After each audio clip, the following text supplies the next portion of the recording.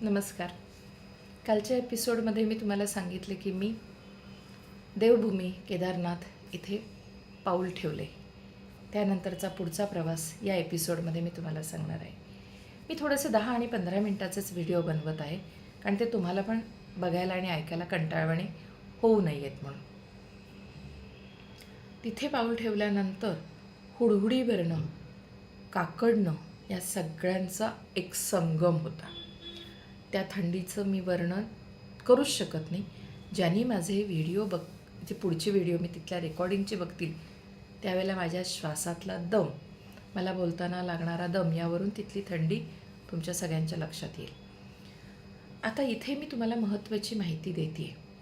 त्या माहितीवर नक्की प्रत्येकाने तुम्ही जाऊन आला असाल तर ठीकच आहे, कारण आपण काही परत त्या भागामध्ये जाणार नाही आहेत. पण तुमचे मित्रमंडळी, नातेवाईक हे कोणी जाणार असतील तर कृपया हे एपिसोड त्यांच्यापर्यंत पोहोचवण्याचे काम नक्की करा. ही माझी तुम्हाला सगळ्यांना नम्र विनंती आहे, कारण ह्या खूपशा चुका होतात आणि मग त्याचा तुम्हाला त्रास होतो. हा प्रवास तुम्ही सुखदायी करावा हाच माझा उद्देश आहे हे एपिसोड बनवण्याचा. होतं ना काय की आपल्याला तिथे ऑक्सिजनचं प्रमाण कमी होतं, जसंही कारण 12,000 फूट उंचीवर आपण पोहोचलेलो असतो. बर्फ आमच्या ट्रिपच्या आधी 2 दिवस आधी तिथे प्रचंड बर्फवृष्टी झालेली होती. काही तासाकरता मंदिराचं दर्शन थांबवलं गेलं होतं, कारण मंदिर अखंड बर्फाने भरलेलं होतं. हेलिकॉप्टर थांबलेले होते. हेलिकॉप्टर बर्फामध्ये उडत नाहीत, कारण लोक चढताना उतरताना स्लिप होतात, पडतात, म्हणून तिथे ती रिस्क उचलली जात नाही. आणि जसाही बर्फ पडतो थंडीचा कडाका वाढतो. ऑलरेडी ऑक्सिजनचं लेवल तिथे कमी असतं. मला माझ्या मामेदिरांनी ऑक्सिजन सिलेंडर घेऊन जाण्यासाठी म्हणून बजावलेलं होतं, पण मी थोडंसं आम्ही दोघं ओव्हर कॉन्फिडन्समध्ये गेलो की काही होत नाही, आणि सामान खूप झालेलं असल्यामुळे आम्ही त्या ऑक्सिजन सिलेंडरकडे थोडंसं दुर्लक्ष केलं आणि ते आम्ही घेतले नाही. इथे आमची पहिली चूक झाली. ऑक्सिजन सिलेंडर फक्त एवढं असतं आणि त्याचं वजन इतकं कमी असतं की तुम्ही हातात जर उचललं तो सिलेंडर तर तुम्हाला असं वाटतं की हे रिकामं सिलेंडर आहे, डबडं रिकामं आहे. पण ते पूर्ण भरलेलं पेटीपॅक सिलेंडर असतं आणि एवढं सिलेंडर तुमच्या सुटकेसमध्ये कुठेही कोपऱ्यात बसू शकतं. एका माणसाला एक सिलेंडर तिथे पुरेसं होतं. एखादा ड्रेस किंवा एखाद्या बायकांच्या ॲसेसरीज कमी करा, पण सिलेंडर कंपल्सरी घेऊन जा. ही माझी तुम्हाला कळकळीची विनंती आहे, कारण तुम्ही चालताना तुम्हाला धाप लागते, कारण ऑक्सिजन कमी असल्यामुळे तुम्हाला धाप लागायला लागते. मलाही स्वतःला जाणवत होतं की मला धाप लागते आणि ऑक्सिजन कमी असल्यामुळे माझ्या स्वतःच्या हार्टवर प्रेशर येत होतं आणि कुठेतरी मला छातीमध्ये दुखल्याचा त्रास होत होता. पण तो असह्य नव्हता, म्हणून मी ते सहन करू शकत होते. आणि दुसरं, बऱ्याच वेळेला तुम्ही तुमच्या डॉक्टरांना कन्सल्ट करत नाही जायच्या आधी. तर ऑक्सिजनचं लेवल ज्या वेळेला कमी होतं त्यावेळेला काही गोष्टी असतात त्याच्याकडे तुम्ही दुर्लक्ष करता असं मला वाटतं आहे. कदाचित करतही नसेल कोणी, पण माझ्यापर्यंत ही माहिती व्यवस्थित आलेली नव्हती की तिथे हे होतं किंवा हा त्रास होतो. तर तो त्रास पण मी तुम्हाला या एपिसोडमध्ये सांगते. डोकं दुखायला सुरुवात होते. त्या डोकं दुखण्याकडे तुम्ही बऱ्याच वेळेला काय होतं की ॲसिडिटी वाढली, कारण झोपेची अनियमितता असते, खाणं पण थोडंसं तुमचं वेगवेगळं होत जातं, त्यामुळे तुम्ही त्याच्याकडे बहुतेक ॲसिडिटी म्हणून एक हे करता.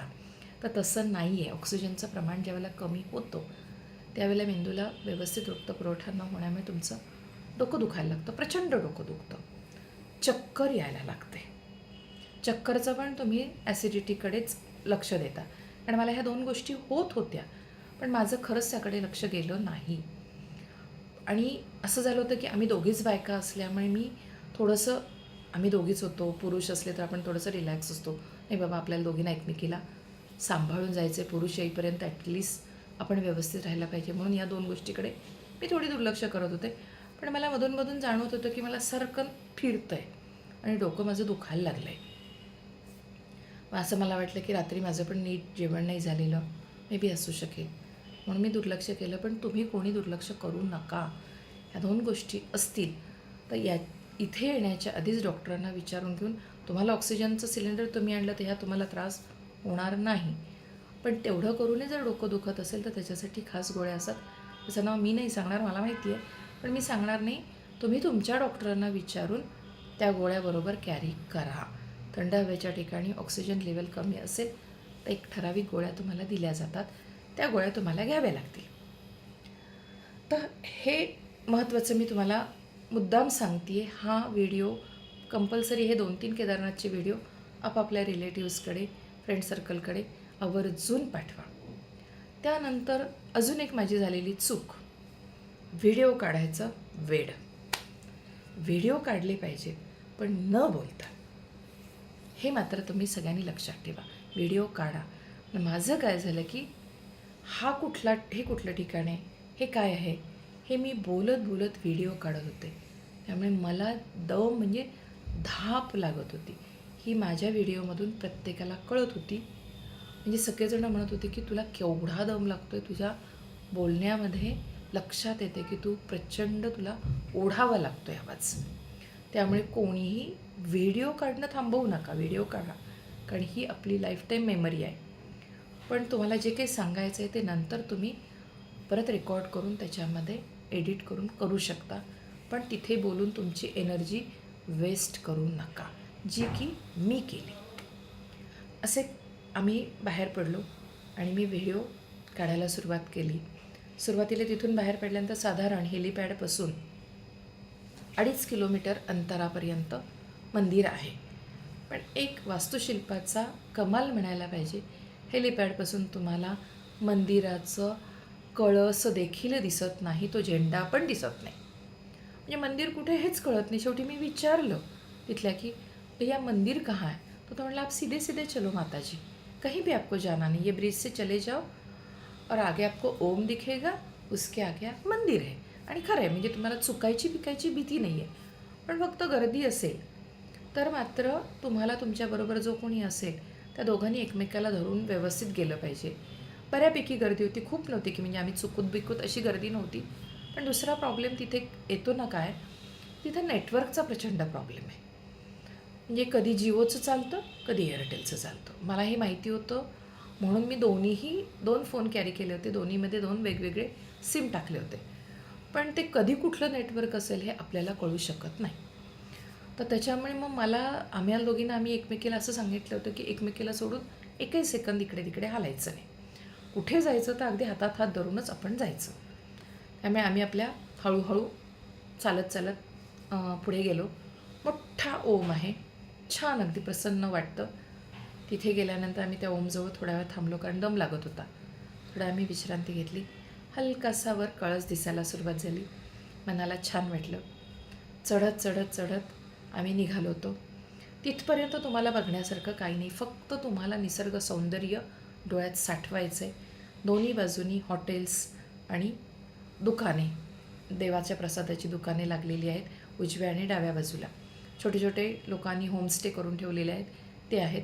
आणि बर्फाच्छादित हिमालय पर्वत हे दोन्ही चारी बाजूनी तुम्हाला बघायला मिळतो. आम्ही थोडं पुढे सरकत गेल्यानंतर हळूहळू मंदिराचा कळस, त्याच्यानंतर खालचा भाग हे दिसायला सुरुवात झाली आणि मनाला एक समाधान मिळत गेलं. आम्ही थोडेसे पुढे गेल्यानंतर दम लागलेला थांबत जाणं तर हे अत्यंत गरजेचं आहे. तिथे कुठेही आपण अगदी शक्तीचे प्रयोग करायचे नाहीत. तरुण पिढी करू शकते, पण मी साधारण 60-55च्या पुढच्याच लोकांसाठी हा सल्ला देते. कोणीही अवास्तव प्रयोग करायला जाऊ नका. तुम्ही कितीही हार्टनी फिट असाल, शरीराने फिट असाल, तरीही थोडंसं आपण थांबत गेलेलं आपल्यासाठी चांगलं असतं. असं करत आम्ही मंदिरापर्यंत पोहोचलो. मंदिरापर्यंत पोहोचल्यानंतर अजून तर आम्ही आतमध्ये प्रवेश केला नव्हता, पण तो समोरचा मोठा नंदी आणि मंदिर पाहिल्यानंतर अक्षरशः डोळ्यातून धारा लागल्या. कारण एक आत्मिक समाधान पण मिळालं की आपल्या कष्टांचं चीज झालं. आपण आत्ता एवढ्या पवित्र भूमीवर पाय ठेवलेला आहे आणि आता थोड्या वेळात आपल्याला देवाचे दर्शन होणार आहे. पहिल्यांदा शांतपणे लांब उभं राहून आम्ही दोघींनी मंदिराच्या बाह्य दाराचे आणि नंदीचे दर्शन घेतले. डोळे मिटले, मनात कुठलेही भाव येत नाहीत. ही मात्र एक प्रकर्षाने झालेली मला जाणीव. येईपर्यंत आपण 100 गोष्टी विचार करू. मी देवाला हे मागणार, मी देवाला ते म्हणणार, मी याच्यासाठी आशीर्वाद मागणार, नातवासाठी, सुनेसाठी, मुलासाठी, नवऱ्यासाठी 100 गोष्टी आपल्या मनात येतात. पण तिथे गेल्यानंतर मन निर्विकार बनतं. कुठलाही विकार येत नाही, कोणाबद्दल राग नाही, लोभ नाही, मोह नाही, मत्सर नाही. हेच असतं देवभूमीचं महत्त्व. भेटूयात पुढील भागामध्ये. तोपर्यंत मला अनुमती द्या.